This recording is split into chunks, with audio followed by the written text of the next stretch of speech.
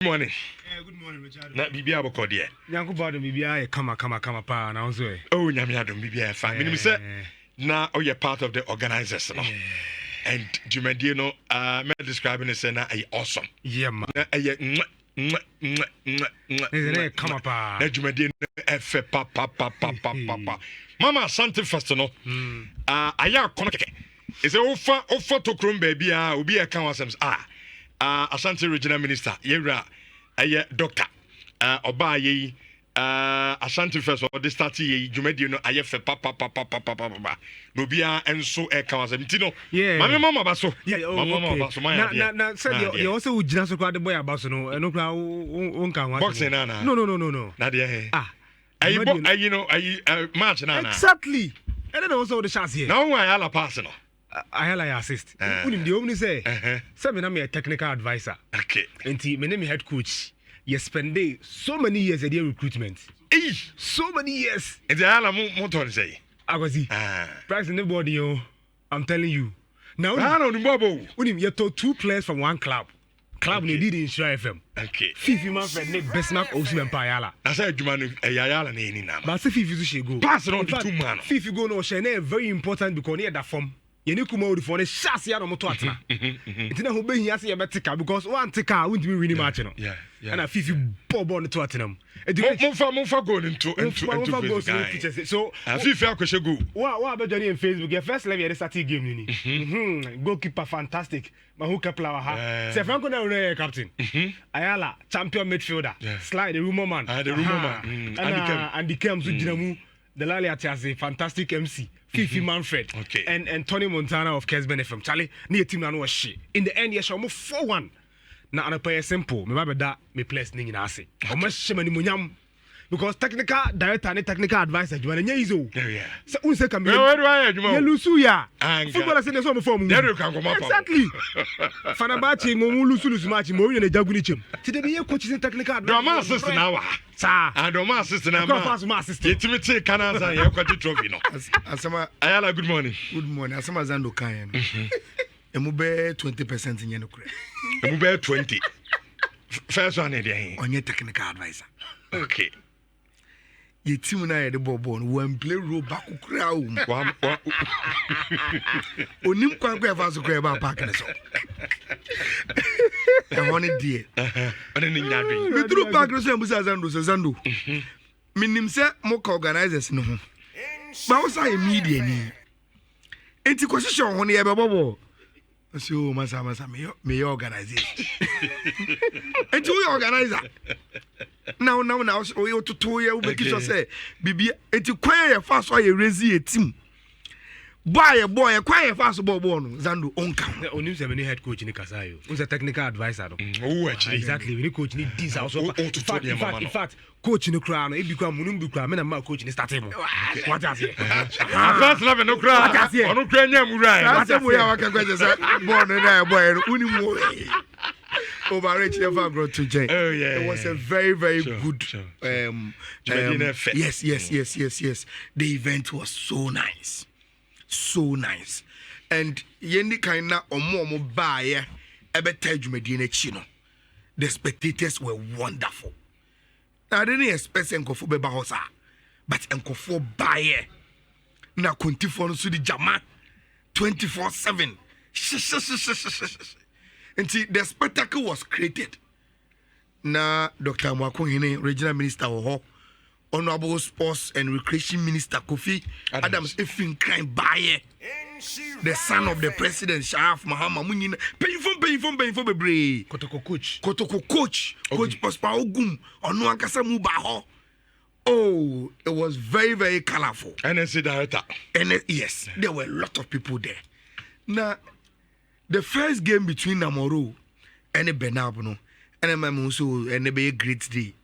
2 teams, youngsters. Boy and your bucketwa.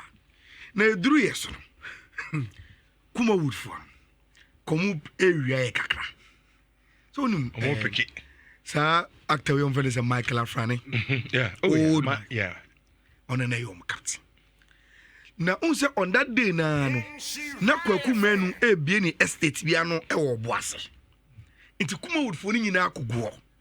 to reach emra so ya babo ball kuma wood for no nyam meduri yesi park no so ya warm up and ya ti kuma wood ya di kuma wood say omusi omu plans no afa no mu free oboase ba to nim no mu ye na moro ni benab for no mabo mu bo na we enkra no nkonse no mo jesi nti afa omusi okay omusi o my ready emra yakọ park ni so a reach kuma wood for na emu tupe na yi movie na musa ngwan say hey mutwa movie akwa ko bia no so on na chewa part 4 on na o producer asama benab defender ne ka chere me onu ye producer onu no chewa part 4 on na ye producer I see e dey game ni share so rich no kwen say started there na because na omo young stars no doors wo mutim ni muntino na game ni mo ehyepa e no mo share one anche e na 50 kama ye first half na 50 go kama huni yo well because so we organization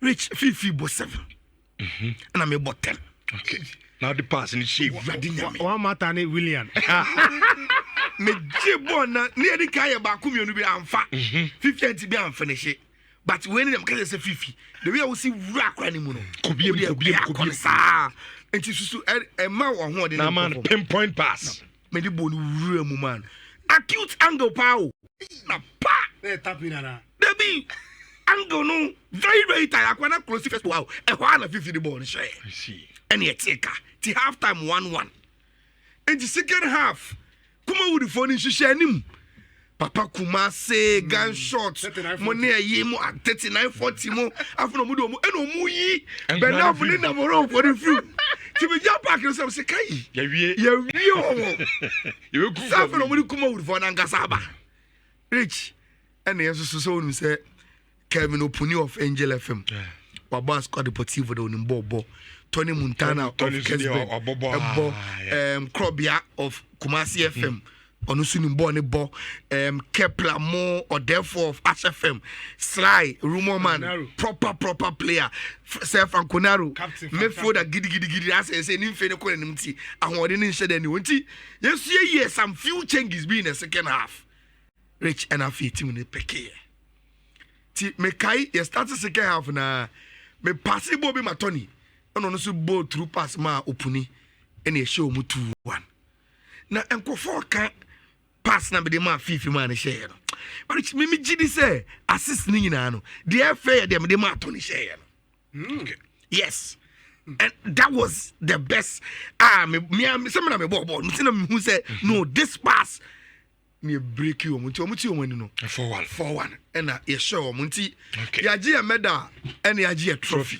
no so dey trophy so the World Cup trophy pa fa na ya ka kire FIFA for no say gold na santima mu ane wo sure enti gold na wo ye World Cup trophy no eh dey no already e do so chin dey omode bo omo World Cup nti we ye trophy na wutimi hu my na coach action of Asha for one ni coach ototono ni o ma ye pa obi oba ye bia la bi mitimi modi obi oba ye bia and the came of Kesben so ebebo obi in the second half there were a lot of players omoba Yakubu mu nyina ba ma ye event no very successful nti ye the organizers na say and ye die team for no so say da kuma wood for no so say na ade ba ku bi si o dressing we pon game no rich ye wo ha na papa Kumasi bowra ho say and mashe o mashe papa no beji ba ko medal so di twa picture na owiya na okoka chenkofo ni so ono the medal ni bi twa picture do mpo nti was a good one sure. I think said they can the fifi be kana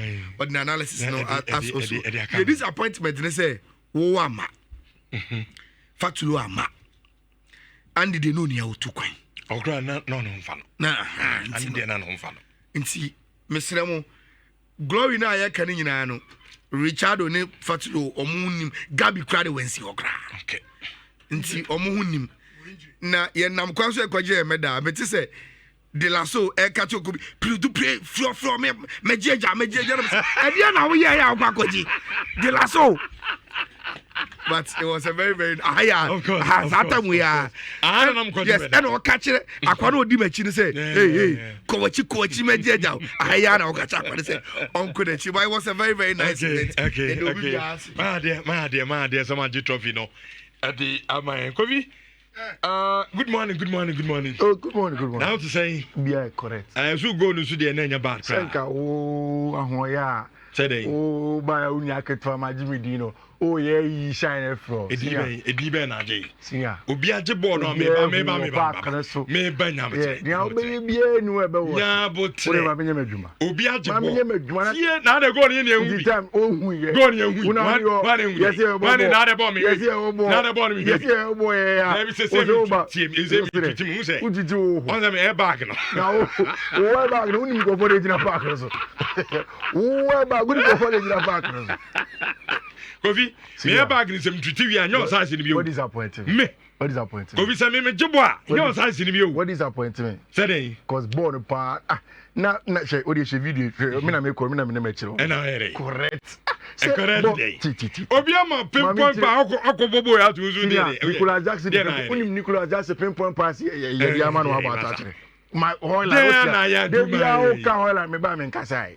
Me ye beduma afiriezi ya. On to say Holland ya man Holland pinpoint pass kramfa. Idi we pe. Enye se me kasa asem. Ade da dwuma no unim ya me. Is it boy sincere from supercomputer? Supercom. Enye no asa no me. Enye no asa de ka. Ade unim ya unim ye. I see. Ai se me born. Oba wan ade. O enye na. Ona take kan ansana. Oh. Game no ba level. Ansana 3 ne beka ho. Ma wo se mini abrake mu nyina frem. Wo se ade no na we san ka me boss 6. But na senior midfielders so. Na say me use me pace and power no wings so. Who pace? 90 minutes no me share goal ni. Who ka on ti o. Ba wo me power some ba kasa me. Enye wo ba me ba ma bon ko fu mu kwata wo. We see very say obomo. Wo fichire bo kasa. Obomo for ni na mbu apaso. Time e bobo na una baby. Una mu na we. Saturday we so dem catch us here come ball. E na o me kro ahomaso aba. Ahomaso na akọ aba na afade ache Sunday.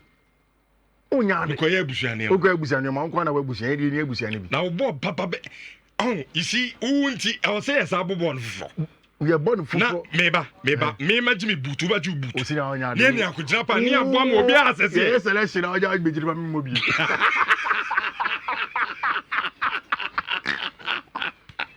Oyade. Kofi. Oyade. Oyade.